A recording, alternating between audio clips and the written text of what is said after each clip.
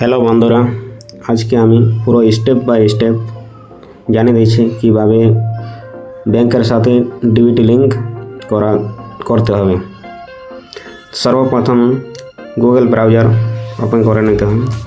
তারপরে এখানে সার্চ করে নিলাম এনপিসিআই। প্রথম অপশন যেটা আছে এনপিসিআই, সেখানে ক্লিক করলাম। তারপরে 3 ডট আছে, সেখানে ক্লিক করলাম। তারপরে এখানে নতুন পেজ খুলে গেল। এখানে কাস্টমার বলে অপশান আছে, সেখানে ক্লিক করে নিলাম। তারপরে দেখলাম ভারত আধার সিডিং, সেখানে ক্লিক করে দিলাম। পরে একটা নতুন পেজ খুলে গেল। এখানে আধার সিডিং ডিসিডিং, সেখানে ক্লিক করলাম। তারপরে এখানে আধার নাম্বারটি বসিয়ে দিলাম। তারপর আধার নাম্বারটি বসানোর পর সিডিং বলে অপশান আছে, সেখানে ক্লিক করলাম।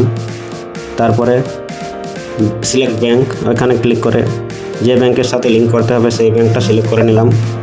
তারপর ফ্রেশ সিডিং ক্লিক করে দিলাম।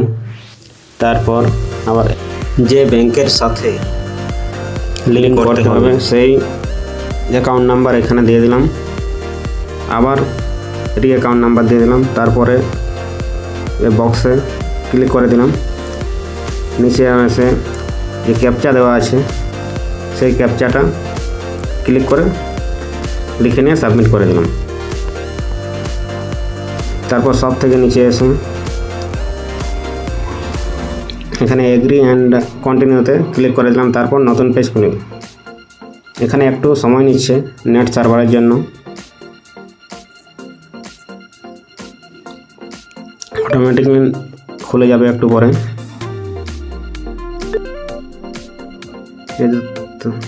এখানে দেখাচ্ছে কনফার্ম ব্যাংক অফ বরোদা, এখানে কনফার্ম করে নিলাম। তারপর এটা দেখতে পাচ্ছেন Aadhaar seeding is in pending status, kindly check after some time. এটা পুরো হয়ে গেলে পুরো কাজ কমপ্লিট হয়ে যাবে।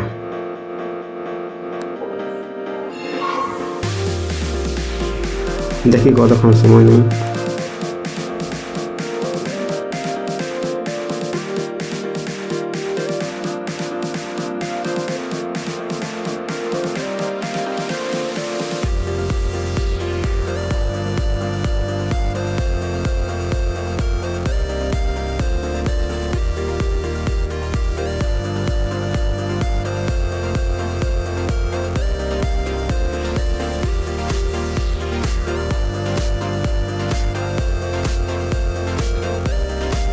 দুঃখিত বন্ধুরা, নেটওয়ার্ক সার্ভারের জন্য ক্যান্সেল হয়ে গেল।